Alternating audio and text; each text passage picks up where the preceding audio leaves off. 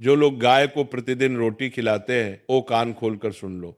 गाय को प्रतिदिन रोटी खिलाने से क्या लाभ होता है? प्राचीन समय की बात है। एक बार भगवान शिव और माँ पार्वती दोनों कैलाश पर्वत पर बैठे थे। तभी माँ पार्वती भगवान शिव से कहती हैं कि स्वामी, मेरे मन में कुछ जिज्ञासाएं उत्पन्न हुई हैं, यदि आप अनुमति दें तो मैं आपसे पूछना चाहती हूँ।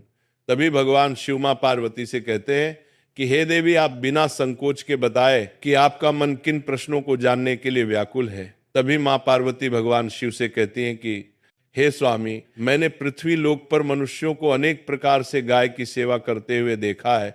कोई उसे रोटी खिलाता है, कोई उसके अंग को स्पर्श करता है, कोई उसके सम्मुख नमस्कार करता है। मेरे मन में यह जानने की इच्छा है कि गाय की सेवा करने से मनुष्य को क्या फल प्राप्त होता है? गाय को रोटी खिलाने से कौन सा पुण्य मिलता है? गाय के किस अंग को स्पर्श करने से रोग दूर होते हैं? और गाय को नमस्कार करने से मनुष्य को क्या फल प्राप्त होता है? स्वामी, अंत में मैं ये भी जानना चाहती हूँ कि इन सब कार्यों से मनुष्य को क्या लाभ प्राप्त होते हैं। तभी भगवान शिव माँ पार्वती से कहते हैं कि हे देवी, तुम्हारे प्रश्न अत्यंत महत्वपूर्ण और गंभीर हैं। इन प्रश्नों के उत्तर देने से पहले आवश्यक है कि तुम गौ माता के वास्तविक स्वरूप, उसकी दिव्यता को समझो। जब तक गौ माता के अस्तित्व की मूल सत्ता ज्ञात ना हो, तब तक उसके कार्यों का फल जानना पूर्ण नहीं होता। इसीलिए अब मैं तुम्हें गौ माता के महत्व का विस्तार पूर्वक वर्णन करता हूँ। आगे भगवान शिव मां पार्वती से कहते हैं कि हे देवी, गौ माता का स्वरूप संसार का आधार है। सृष्टि के प्रारंभ में जब प्राणियों के पालन की व्यवस्था पर विचार हुआ, तब देवताओं ने यह अनुभव किया कि ऐसा कोई अस्तित्व चाहिए जो स्वयं पवित्र हो और सभी प्राणियों को पवित्रता प्रदान कर सके। उसी संकल्प से गौ ऊर्जा का अवतरण हुआ। गौ माता की उत्पत्ति प्रकृति की मूल शक्ति से हुई है। वह जन्म लेकर नहीं आती, वह अवतरित होती है। इसीलिए गौ माता का शरीर देवत्व का स्थान है। उसके अंग अंग में दिव्य शक्तियां प्रतिष्ठित हैं। उसके भीतर वह सात्विकता है जो किसी भी प्राणी में दुर्लभ है।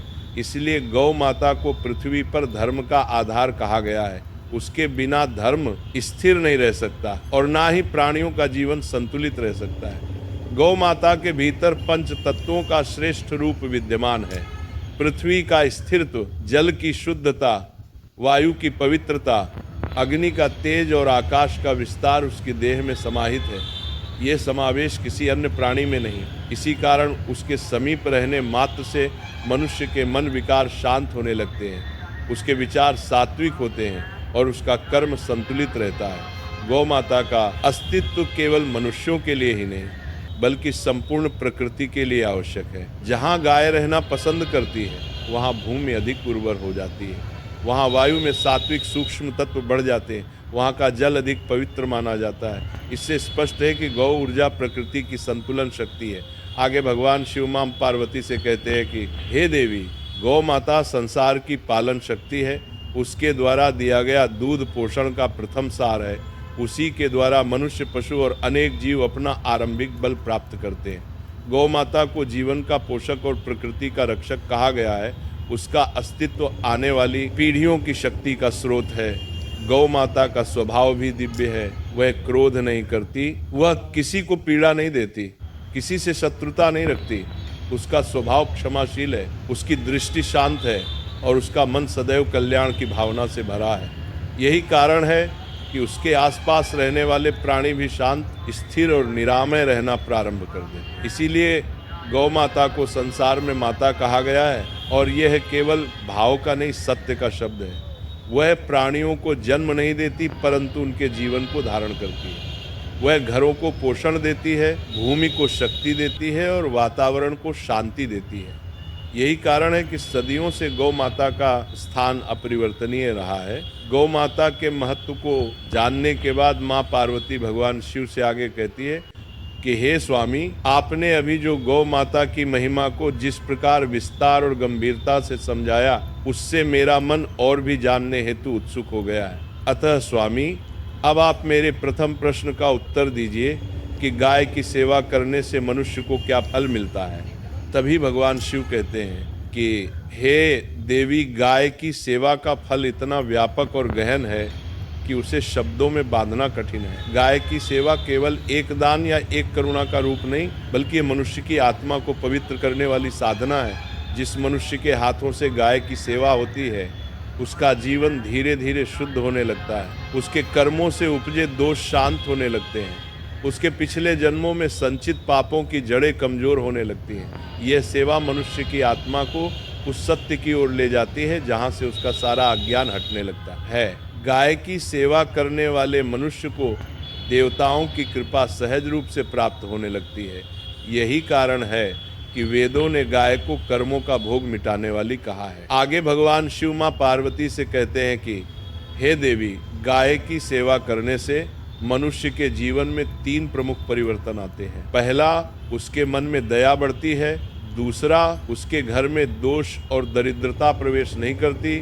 और तीसरा, उसके जीवन में सौभाग्य स्थायी हो जाता है। अतः हे देवी, गाय की सेवा का फल केवल एक लोक में नहीं, अनेक लोकों तक साथ चलता है। अब मैं तुम्हें एक विस्तृत कथा सुनाता हूँ जिससे तुम समझ सकोगी कि गाय की सेवा मनुष्य के जीवन की दिशा कैसे बदल देती है। भगवान शिव मां पार्वती को कथा सुनाना प्रारंभ करते हैं।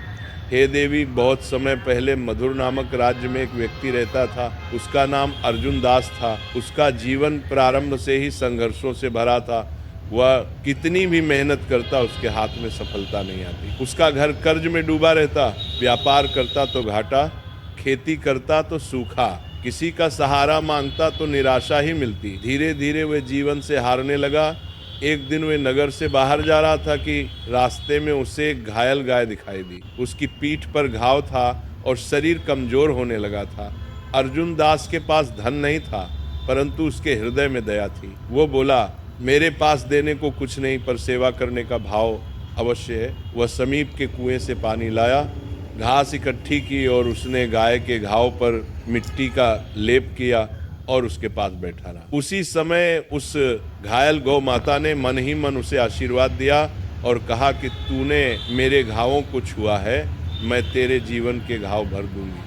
अर्जुन दास को ये आशीर्वाद सुनाई नहीं दिया, परंतु उसके जीवन में परिवर्तन शुरू हो चुका था। अगले दिन उसी स्थान पर एक वृद्ध ब्राह्मण आया और बोला, गौ सेवा करने वाले को मैं एक मंत्र देता हूँ, ये मंत्र तुझे कष्टों से मुक्त करेगा। उसने अर्जुन दास को गौ सेवा मंत्र दिया और कहा कि वह प्रतिदिन गायों की सेवा करें। अर्जुन दास ने इसे जीवन का धर्म बना लिया। वह प्रतिदिन घास काटता, गायों को खिलाता, उन्हें स्नान कराता और प्रेम से उनका स्पर्श करता। कुछ ही महीनों में उसका जीवन बदलने लगा। फसल भरपूर होने लगी, व्यापार में लाभ हुआ, कर्ज उतर गया, लोग उसे सम्मान देने लगे। आगे भगवान शिव मां पार्वती से कहते हैं कि हे देवी, ये परिवर्तन अचानक नहीं आया था, ये गाय की सेवा से उत्पन्न पुण्य का फल था। उसके बाद अर्जुन दास ने अपना जीवन गौ सेवा में लगा दिया। वह दिन भर का कुछ भाग गायों के लिए रखता, उन्हें चारा देता, उनका रक्षण करता। अंत में जब वृद्ध होकर मृत्यु के समीप पहुंचा, तब उसे दिव्य दृश्य दिखाई दिया। गाय के रूप में खड़ी एक तेजस्वी शक्ति ने कहा कि तेरी सेवा का फल यह है कि मृत्यु के बाद तुझे वह लोक मिलेगा जहां दुख का अस्तित्व नहीं। और इसके बाद अर्जुन दास की आत्मा उसी दिव्य लोक में चली गई जहां पुण्य आत्माएं निवास करती हैं। आगे भगवान शिव मां पार्वती से कहते हैं कि हे देवी, ये कथा बताती है कि गाय की सेवा मनुष्य के जीवन और जीवन के बाद का भविष्य दोनों बदल सकती है। जिस मनुष्य के हाथों से गौ सेवा होती है, उसके जीवन में ऐसे चमत्कार होते हैं जो केवल भाग्य नहीं बल्कि उसके पुण्य का परिणाम होते हैं। आगे माँ पार्वती भगवान शिव से कहती हैं कि हे स्वामी, आपने पहले प्रश्न का उत्तर और उससे जुड़ी कथा अत्यंत विस्तार और गंभीरता से कही। अब आप मेरे दूसरे प्रश्न का उत्तर दीजिए कि गाय को रोटी खिलाने से मनुष्य को क्या फल प्राप्त होता है। तभी भगवान शिव माँ गौरा से कहते हैं कि हे देवी, गाय को रोटी खिलाना केवल भोजन दान नहीं, बल्कि यह मनुष्य के भाग्य, मानसिक शांति और गृहस्थ जीवन की स्थिरता को मजबूत करने वाला कर्म है। जब मनुष्य गाय को रोटी खिलाता है तो वह अपने हाथों से अन्न को पवित्रता का स्पर्श देता है। गाय रोटी को ग्रहण करके उसे पुण्य में परिवर्तित कर देती है। ये पुण्य मनुष्य की रक्षा करता है, उसके घर में अन्न की कभी कमी नहीं होने देता और उसके परिवार के जीवन में सुख का संचार करता है। गाय को रोटी देने से मनुष्य को 3 विशेष फल प्राप्त होते हैं। पहला, उसके कर्मों की बाधाएं टूटती हैं। दूसरा उसके घर में अन्न और लक्ष्मी का स्थायी वास होता है, तीसरा उसके जीवन से अकाल अभाव और भूख का भय समाप्त होता है। आगे भगवान शिव मां पार्वती से कहते हैं कि हे देवी, अब मैं तुम्हें एक ऐसी विस्तृत कथा सुनाता हूँ जो ये समझाती है कि गाय को रोटी खिलाना मनुष्य के भाग्य को किस प्रकार परिवर्तित कर देता है। सूर्यवंशी काल में मित्रसेन नाम का एक व्यक्ति रहता था। उसका जीवन अभावों से भरा हुआ था। उसके घर में अन्न की कमी थी। परिवार अक्सर भूखा सो जाता और उसकी आजीविका कभी स्थिर नहीं रहती। एक दिन मार्ग पर चलते हुए उसने देखा कि गाय दुबली, कमजोर और भूखी खड़ी है। किसी ने उसे ठीक से चारा नहीं दिया था। मित्रसेन के पास भी पूरा भोजन नहीं था। उसके पास केवल 2 रोटियां थीं, जिनमें से एक उसके अपने लिए थी और दूसरी अपनी पत्नी व पुत्र के लिए। परंतु हे देवी, दया जब हृदय में होती है तो परिस्थितियां छोटी पड़ जाती हैं। उसने सोचा मेरे पास कम है, पर गाय के पास तो कुछ भी नहीं। उसने अपनी दोनों रोटियां गाय के आगे रख दी। गाय ने प्रेम से दोनों रोटियां खा ली और उसे गहरी दृष्टि से देखा और उसी क्षण गाय उसके चारों ओर घूमी। मित्रसेन को लगा जैसे कुछ अदृश्य शक्ति उसके जीवन से बोझ हटाकर ले गई हो। इसके बाद से उसके जीवन में अद्भुत परिवर्तन होने लगे। जिस खेत में वह बीज डालता वहाँ भरपूर अनाज बनता था। जिस व्यापार को वह शुरू करता वह बढ़ने लगता। उसके घर में भोजन की इतनी प्रचुरता आई कि कभी भंडार खाली नहीं हुआ। धीरे धीरे वह नगर का सम्मानित व्यक्ति बन गया। लोग उससे पूछते कि तुम्हारी दरिद्रता कैसे दूर हुई। मित्रसेन मुस्कुराकर कहता कि जिस दिन मैंने भूखी गाय के मुख में रोटी डाली, उसी दिन मेरे भाग्य में नए बीज पड़े थे। एक दिन उसे सपने में वही गाय दिखाई दी। गाय ने कहा कि मैं साधारण गाय नहीं, गौ शक्ति का रूप हूँ। तेरे एक ग्रासदान ने तेरे जीवन की दिशा बदल दी। जिस रोटी को तूने त्यागा था वही तेरे लिए सौभाग्य और समृद्धि का कारण बना। अगले दिन से मित्रसेन ने नियम बना लिया कि वह प्रतिदिन गाय को रोटी खिलाएगा। उसका घर समृद्ध रहा, परिवार स्वस्थ रहा और उसके कर्मों का पुण्य उसके बच्चों को भी प्राप्त हुआ।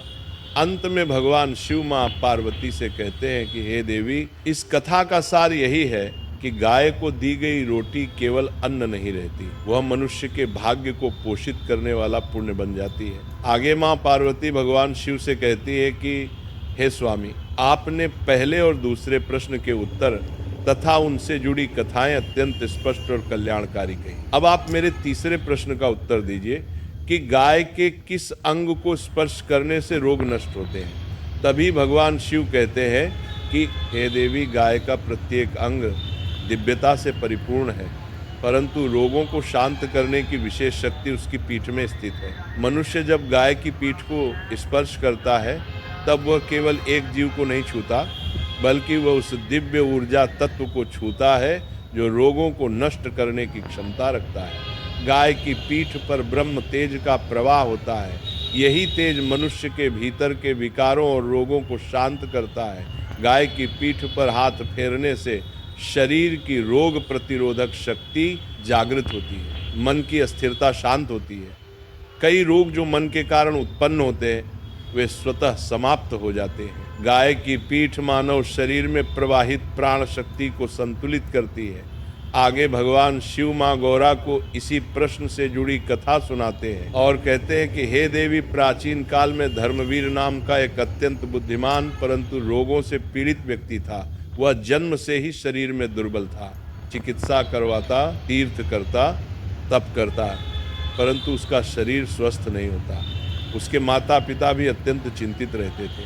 समय बीतता गया, रोग बढ़ते रहे। एक दिन नगर में एक वृद्ध साधु आया। लोग कहते थे कि वह साधु बहुत जानकार है और उसके शब्द व्यर्थ नहीं जाते। तभी धर्मवीर भी उसके पास पहुंचा। साधु ने कहा, तेरे रोगों का उपचार औषधियों में नहीं, तुझे रोज कुछ समय गाय की पीठ का स्पर्श करना होगा। धर्मवीर ने आश्चर्य से पूछा, क्या केवल स्पर्श से रोग दूर होते हैं? वृद्ध साधु बोला, गाय की पीठ में देवत्व है। जब तू उसके तेज को ग्रहण करेगा तो तेरे विकार जड़ से समाप्त हो जाएंगे। धर्मवीर ने साधु के वचन स्वीकार कर लिए। अगले ही दिन से वह गांव की गौशाला में जाने लगा। वह गायों की सेवा करता, उनकी पीठ पर हाथ फेरता और कुछ देर उनके पास बैठता। कुछ ही दिनों में उसके भीतर बड़ा परिवर्तन होने लगा। पहले उसका मन शांत हुआ, फिर उसे नींद आने लगी, फिर उसका भोजन पचने लगा, धीरे धीरे उसके शरीर से दुर्बलता दूर होने लगी। 3 महीने बाद लोग आश्चर्य में पड़ गए। जो युवक वर्षों से रोगों से पीड़ित था वह अब स्वस्थ, प्रसन्न और बलवान हो गया था। धर्मवीर स्वयं कहने लगा, मेरी शक्ति का स्रोत कोई औषधि नहीं बल्कि गाय की पीठ का दिव्य स्पर्श है। यह परिवर्तन केवल शारीरिक नहीं था, उसका मन भी निर्मल हो गया। उसके भीतर आध्यात्मिकता का विकास हुआ। उसके जीवन में कई सफलताएं आने लगी। कुछ ही वर्षों में वह नगर का सबसे प्रिय, बुद्धिमान और सदाचारी पुरुष बन गया। तो लोग उससे पूछते, तुम्हारे रोग कैसे मिटे? धर्मवीर मुस्कुराकर कहता, गाय की पीठ पर हाथ फेरने से मेरा भाग्य और शरीर दोनों स्वस्थ हुए। मैंने जीवन में जो भी पाया वह उसी स्पर्श का वरदान है। अंत में भगवान शिव कहते हैं कि हे देवी, यही कारण है कि गाय की पीठ को स्पर्श करने को रोगनाशक कहा गया है। गाय की पीठ मनुष्य के भीतर की नकारात्मक ऊर्जा को शांत करती है, उसके रोगों को दूर करती है और उसके शरीर व मन में ऐसी शक्ति उत्पन्न करती है जो किसी औषधि से नहीं मिलती। अंत में भगवान शिव ने माँ गौरा से कहा कि हे देवी, अब मैं तुम्हें वो अंतिम सार बताता हूँ जो गौ माता की संपूर्ण महिमा का निचोड़ है। जैसे अमृत की एक बूंद समुद्र का स्वाद समझा देती है, वैसे ही यह सार तुम्हें गौ माता के संपूर्ण स्वरूप को समझा देगा। हे देवी, संपूर्ण सत्य यह है कि गौ माता धरती पर जीवित दिव्य शक्ति है। उसकी सेवा करने से मनुष्य का दुर्भाग्य दूर होता है, उसके घर में शांति और समृद्धि आती है और उसके पाप धूल की तरह नष्ट हो जाते हैं। और गौ माता को रोटी खिलाने वाला मनुष्य अपने जीवन में उन अवसरों को प्राप्त करता है जो केवल पुण्य से ही संभव होते हैं। उसके परिवार पर किसी भी प्रकार की दरिद्रता, कलह या काल का प्रभाव नहीं पड़ता। गौ माता के शरीर के किसी भी पवित्र अंग, विशेषकर उसके पीठ और कंधों को स्पर्श करने से रोगों के प्रभाव शांत होते हैं, क्योंकि उसमें देवताओं का तेज विद्यमान होता है। साथ ही गौ माता को नमस्कार करने से मनुष्य का अहंकार मिटता है, मन शांत होता है और मनुष्य के भीतर ऐसा प्रकाश उत्पन्न होता है जो उसे सत्य, धर्म और सौभाग्य की ओर ले जाता है। अतः जो मनुष्य गौ माता का आदर करता है उसकी रक्षा स्वयं प्रकृति करती है। जो उसकी सेवा करता है उसके जीवन से बाधाएं दूर होती जाती हैं और जो उसे अपना मातृ स्वरूप मानकर चलाता है उसे ये संसार कभी खाली हाथ नहीं रहने। तो भक्तों, ये था गौ माता को रोजाना रोटी देने का संपूर्ण फल। तो भक्तों, ये प्रवचन इसी के साथ समाप्त होती है।